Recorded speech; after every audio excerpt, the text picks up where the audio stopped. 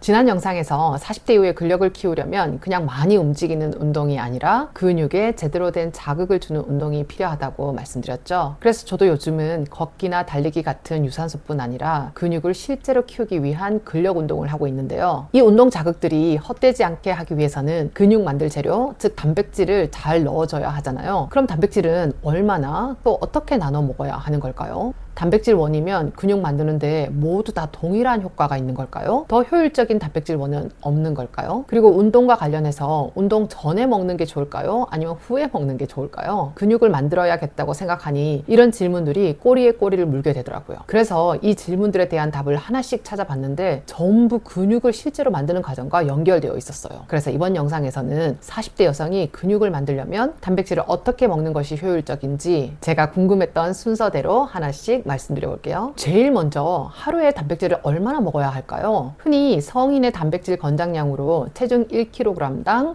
0.8g을 권하는 걸 많이 보셨을 거예요. 하지만 이 숫자는 근력 운동을 하면서 적극적으로 근육량을 늘리는 사람에게 맞춘 최적 목표량과는 거리가 있어요. 2018년 발표된 대규모 메타 분석에서는 저항 운동과 단백질 섭취를 함께 했을 때 지방을 제외한 몸의 조직량, 즉 제지방량이 증가하는 효과가 하루 단백질 약 1.6g 부근에서 포화되는 경향이 나타났어요. 국제스포츠 영양학회에서는 운동하는 사람에게 하루 1.4g에서 2g 정도를 제시하고 있고요. 그리고 특히 여성들을 위한 단백질 섭취와 관련해서는 스테이시 심스 박사는 활동적인 여성 그리고 폐경 이행기나 폐경 이후 여성들에게 일반적인 채소 권장량보다 더 적극적인 단백질 섭취를 강조하고 있었어요.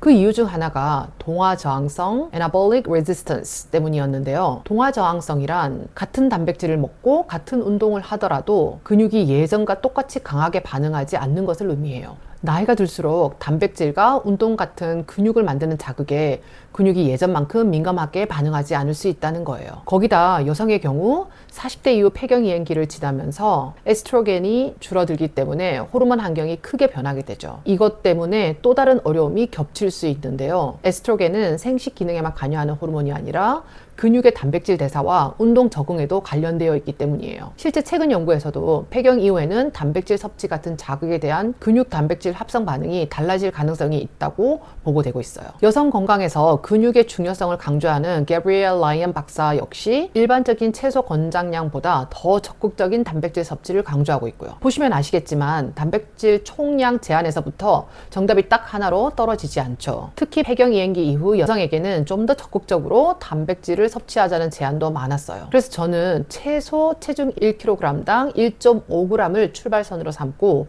몸의 상황을 지켜보면서 필요하면 조금씩 양을 더 올려가보자 이렇게 제안드리고 싶어요. 체중 1kg당 1.5g이면 실제 식사에서 기억하고 적용하기도 훨씬 더 수월할 것 같고요. 자, 그러면 몸무게가 60kg인 여성이라면 60 곱하기 1.5g이니까 하루 약 90g 정도예요. 오늘 영상에서는 하루 목표량 90g을 실전 예시로 놓고 계속 말씀드려 볼게요. 이제 하루 총량을 90g으로 잡았어요. 그런데 오늘 저녁 회식이 있대요. 회식에 고기를 먹으러 간대요. 그럼 그때 한 번에 90g을 다 채우면 될까요? 아니에요. 근육을 만드는 것이 목적이라면 한 번에 총량을 다 몰아먹기보다 하루에 몇 번 충분한 단백질 섭취 기회를 만들 수 있는 방향으로 생각해 보시는 것이 훨씬 좋습니다. 약 90g을 목표로 한다면 한 끼에 약 30g 전후를 3번 정도 확보하는 게 좋다는 거죠. 그런데 이건 시중에 떠도는 이야기처럼 한 번에 단백질 30g 이상 먹으면 나머지는 흡수하지 못해서 버려진다. 이런 이유 때문이 아니더라고요. 단백질 30g을 넘겨서 먹었다고 갑자기 소화 흡수가 멈추는 건 아니에요. 최근 연구에서도 운동 후 단백질 100g을 먹었을 때 25g을 먹었을 때보다도 더 크고 오래 지속되는 동화 반응이 관찰되기도 했거든요. 그러니까 30g을 넘으면 흡수되지 않는다 이렇게 생각해서 하루에 한 끼 30g씩 나눠서 먹는 건 아니에요. 그럼 왜 굳이 나눠 먹는 것이 좋을까요? 그건 근육 단백질 합성, 즉 MPS와 관련되어 있기 때문이에요. 우리 근육은 매일 조금씩 분해되고 다시 만들어지는 과정을 반복하고 있어요. 근육을 분해하는 과정을 MPB, 새로운 근육 단백질을 만드는 과정을 MPS라고 하는데 우리가 원하는 건 운동과 단백질 섭취를 통해 근육을 만드는 쪽으로 충분한 자극을 주는 것이거든요. MPS가 자극되는 대표적인 상황은 크게 두 가지예요. 첫째, 근력 운동. 근육에 물리적 자극이 가해지면 그 자체로 근육을 다시 만들라는 반응이 올라가게 돼요. 둘째, 단백질 섭취. 단백질을 먹으면 아미노산이 혈액으로 들어오고 근육에서는 이것을 이용해서 새로운 근육 단백질을 만드는 반응이 증가합니다. 특히 류신이라는 아미노산은 근육세포 안에서 근육 합성과 관련된 경로를 자극하면서 이제 근육 만드는 작업을 시작해라는 신호를 주는 역할을 합니다. 그런데 이 반응은 한번 켜놓으면 하루 종일 계속 최고로 유지되는 게 아니라 단백질을 먹고 올라갔다가 시간이 지나면 다시 내려오는 파동 형태를 보이거든요. 그래서 하루 한 번에 몰아먹기보다 몇 시간 간격을 두고 충분한 단백질을 다시 공급해서 하루에 여러 번 근육을 만드는 자극을 줄 수 있도록 분산해 먹는 전략이 더 효과적이라는 것입니다. 실제로 운동 후에 단백질 섭취를 3시간 간격으로 나눠 먹었을 때 근육 단백질 합성 반응이 높게 나타났다는 연구 결과도 있었어요.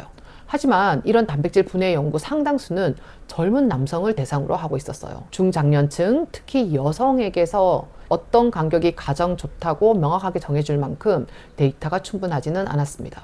그래서 저는 이 3시간이라는 숫자를 새로운 규칙으로 만들고 싶지는 않았어요. 사람 몸이 늘 한결같지는 않잖아요. 3시간 지났으니까 배가 불러도 억지로 먹는다? 그럼 오히려 단백질을 챙기는 게 스트레스가 될 것 같더라고요. 그래서 저는 우선순위를 이렇게 잡았습니다. 첫 번째, 하루 전체 단백질을 충분히 확보한다. 그 다음, 한 번 먹을 때 30g 이상의 충분한 단백질을 먹는다. 그리고 가능하다면 그 단백질을 하루에 적절한 횟수로 분산한다. 그런데 하루에 단백질을 나눠서 먹는다고 하니까 또 궁금해지더라고요. 단백질 30g이면 어떤 음식으로 먹든 다 똑같을까? 동물성 단백질인 고기로 30g을 먹든 식물성 단백질인 콩으로 30g을 먹든 근육 입장에서는 똑같은 단백질 30g일까요? 여러 연구를 찾아보니 그렇지만은 않더라고요. 근육을 만드는 데 중요한 건 단순히 단백질의 무게가 아니었어요. 먹은 단백질에 근육을 만드는 데 필요한 필수 아미노산이 얼마나 충분히 들어있는가, 그리고 그 중에서도 근육 단백질 합성 신호와 밀접하게 관련된 류신이 얼마나 들어있는가, 또 먹은 단백질을 우리 몸이 얼마나 소화하고 이용할 수 있는가, 이런 요소들이 모두 중요하게 작용하고 있더라고요. 아까 근육 만드는 데 필요한 신호 기억하시죠? 류신이 바로 이제 근육 만드는 작업을 시작해 라는 신호를 주는데 중요한 역할을 하거든요. 그렇다고 류신만 먹으면 근육이 만들어지는 건 아니죠. 신호는 내려졌는데 공사할 재료가 없으면 안 되잖아요. 그래서 류신뿐 아니라 충분한 필수 아미노산과 전체 단백질이 같이 들어와야 합니다. 그럼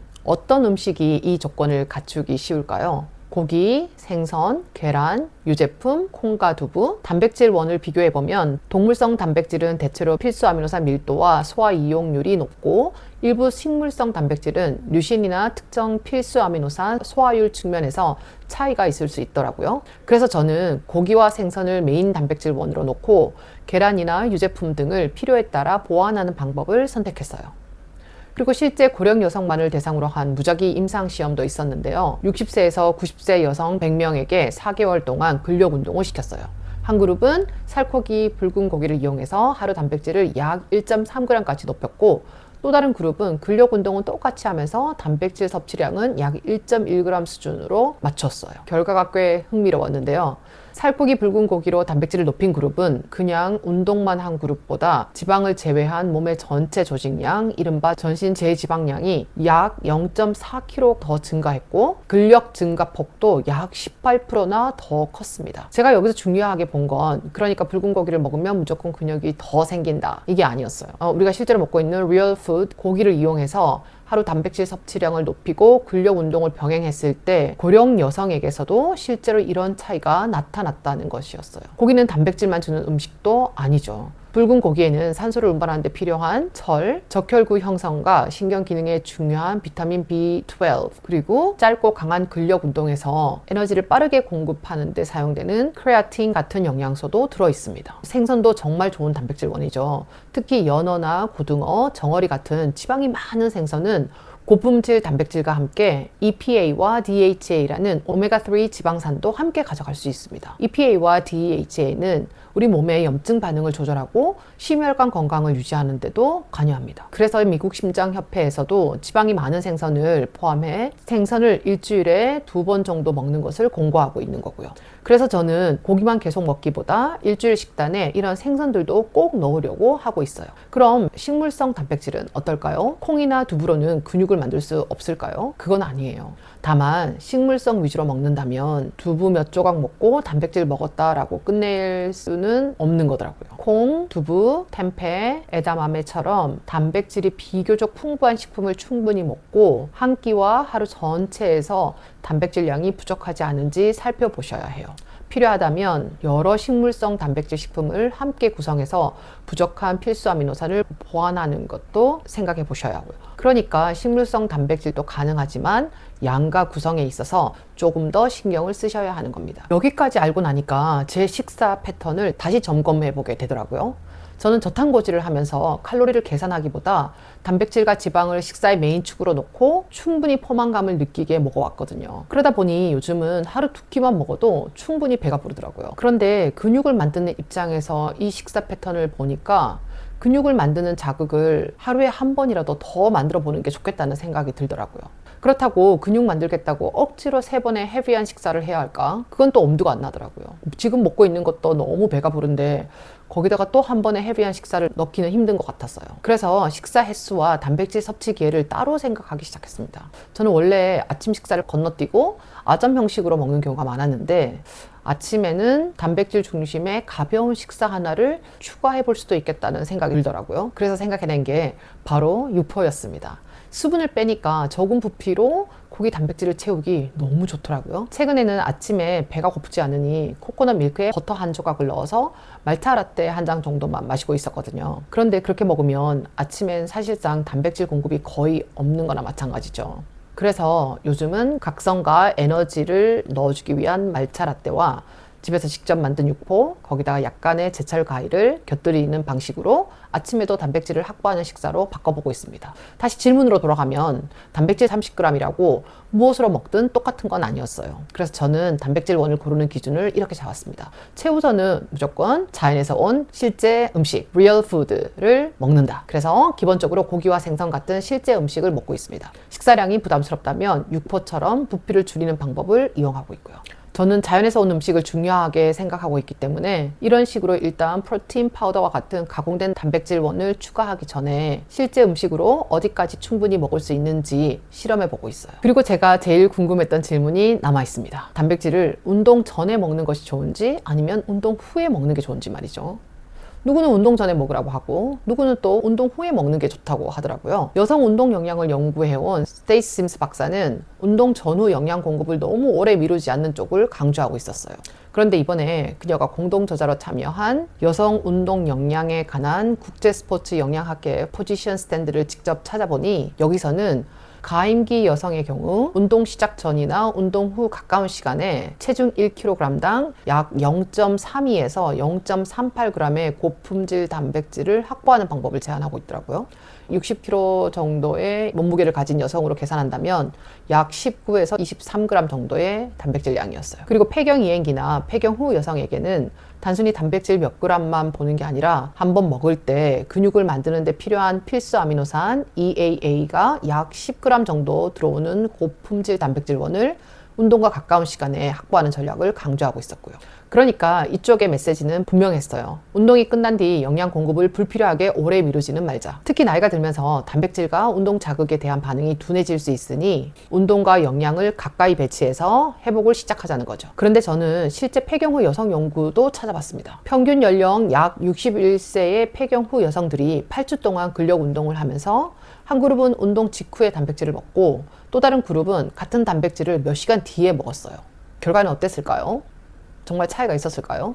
두 그룹 모두 지방을 제외한 몸의 조직량, 이른바 제지방량이 증가했고 근력도 좋아졌습니다. 그렇지만 운동 직후 단백질을 먹은 그룹이 더 큰 효과를 얻지는 못했어요.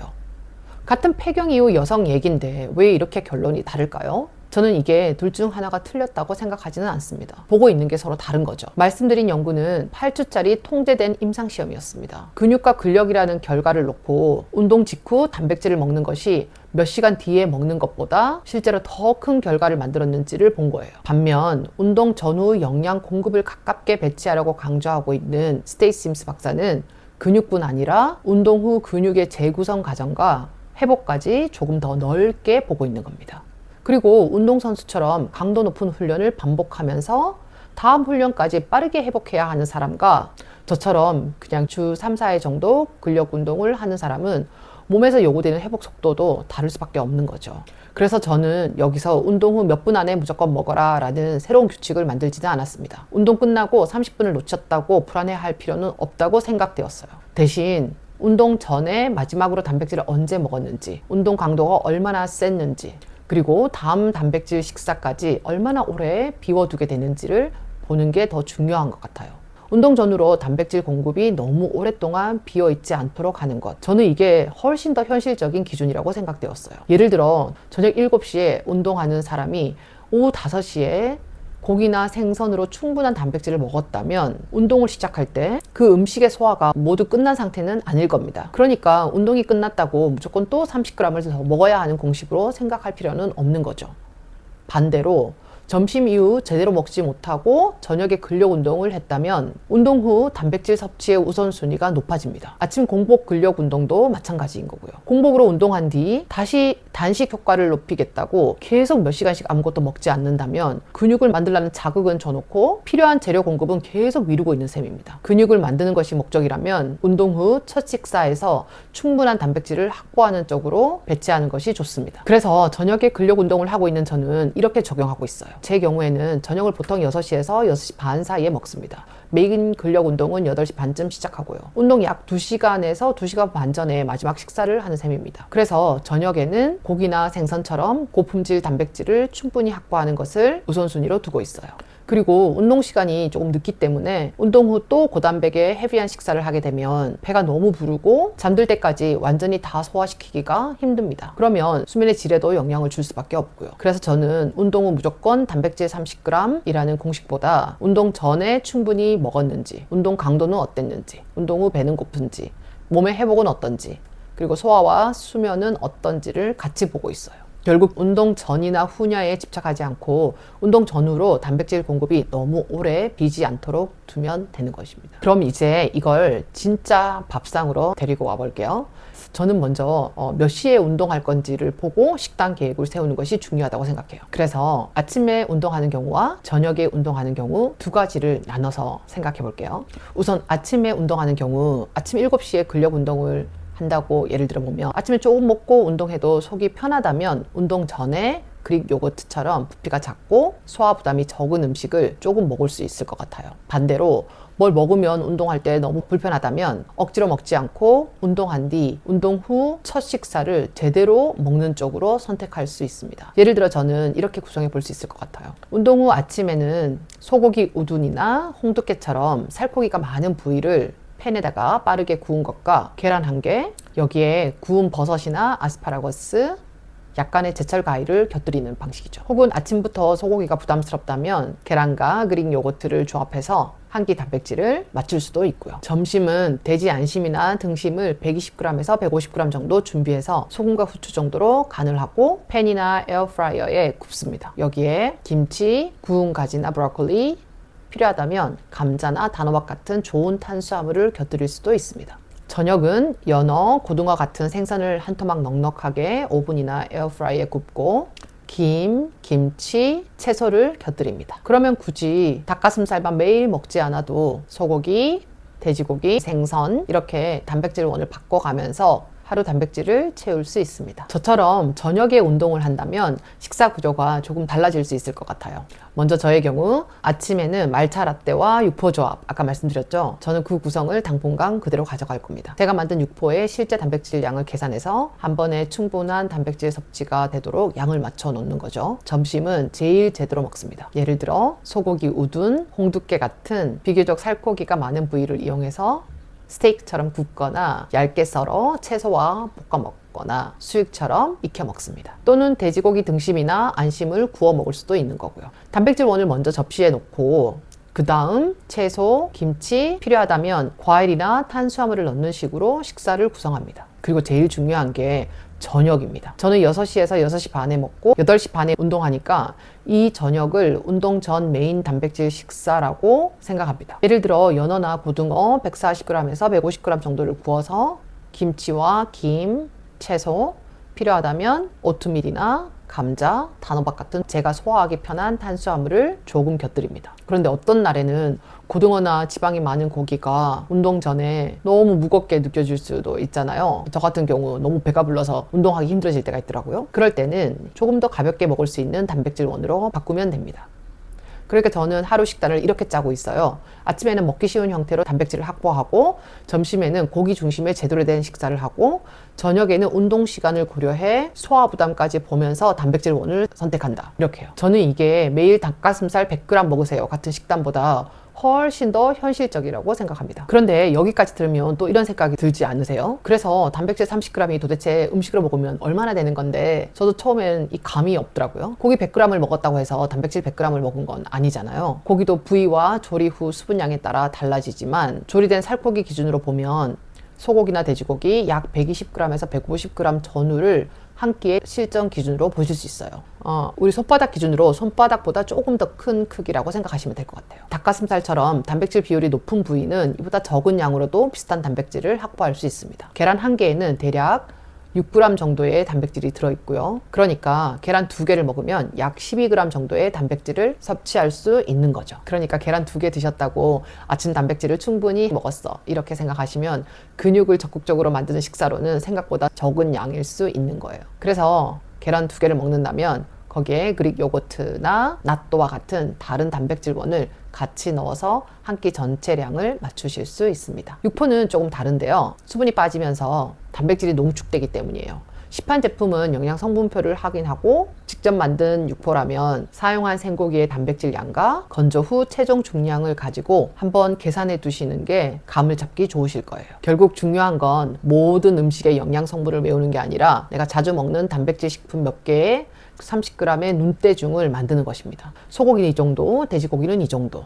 생선은 이 정도, 집에서 만든 육포는 또 이 정도. 계란을 먹는다면 무엇을 더 해야 하는지 이렇게 몇 번만 실제로 재보고 단백질 섭취량에 맞게 단백질원을 설계해보면 나중에는 접시를 딱 보는 순간 와, 이 식사에서는 단백질이 얼마나 부족하겠구나 라는 걸 대략 판단할 수 있게 됩니다. 그래서 저는 요즘 단백질원부터 먼저 접시에 놓는 걸 생각하고 나머지 식사 구성을 결정하려고 합니다. 오늘 소고기 먹을까? 생선 먹을까? 돼지고기 먹을까? 이걸 먼저 결정하고 그 다음 곁들일 채소와 나머지 음식을 채우는 방식인 거죠. 여기까지 찾아보고 나니까 저는 단백질을 먹는 기준이 예전보다 훨씬 명확해졌어요. 오늘 많은 말씀을 드렸지만 복잡하게 기억하실 필요는 없어요. 자, 중요한 내용을 요약해 드리자면, 첫째, 내 체중과 운동 목표에 맞는 하루 단백질 목표를 잡습니다. 둘째, 한 끼에 몰아먹기보다 하루에 여러 번 나눠서 충분한 단백질 섭취 기회를 만듭니다. 셋째, 단백질의 숫자만 보지 않고 어떤 음식으로 먹을지도 고려합니다. 고기나 생선, 계란, 유제품 등 내 식욕과 상황에 맞게 다양하게 활용해 볼 수 있어요. 넷째, 내가 운동하는 시간을 보고 운동 전후 단백질 공급이 너무 오래 비지 않도록 배치합니다. 이게 여성들에게는 가장 중요합니다. 그리고 또 다른 중요한 마지막 하나, 이 모든 것을 내가 계속 할 수 있는 식사 루틴으로 만들어가는 겁니다. 저도 지금 이걸 제 몸에 하나씩 적용해 보고 있어요. 아침에 단백질을 먹기 시작했을 때 몸은 어떻게 달라지는지, 운동할 때 힘이 더 좋아지고 있는지, 회복은 더 빨라지는지, 실제 근력 수치가 올라가고 있는지, 저녁 식사를 운동 전에 배치했을 때 소화와 수면은 어떤지 계속 관찰해 보고 있습니다. 우리가 건강을 이야기할 때 논문을 참 많이 참고하잖아요. 하지만 논문은 우리가 어디에서 시작해야 하는지 좋은 방향은 알려줄 수 있지만 아직 연구되지 않은 조건까지 논문이 우리 몸의 답을 전부 알려주지는 않습니다. 그래서 저는 연구에서 확인된 것은 기준으로 삼고 아직 충분히 연구되지 않은 부분은 제 몸에 적용하면서 결과를 관철하려고 하고 있습니다. 그리고 그 과정도 계속해서 여러분에게 공유하겠습니다. 특히 오늘은 단백질 양과 먹는 방법을 설명하느라 제가 실제로 어떤 고기를 사고 어떤 부위를 골라서 어떻게 조리해서 먹고 있는지까지는 자세히 보여드리지 못했어요. 그래서 다음 영상에서는 영상만 보고 끝나는 게 아니라 나도 저렇게 한번 먹어봐야겠다 아이디어를 실제로 가져가실 수 있도록 제가 실제 먹고 있는 식사를 직접 보여드리면서 좀 더 자세히 말씀드려 볼게요. 오늘 영상이 도움이 되셨다면 다른 여성들도 도움 받으실 수 있도록 하이프 부탁드릴게요. 그럼 저는 또 다음 영상에서 찾아뵙겠습니다.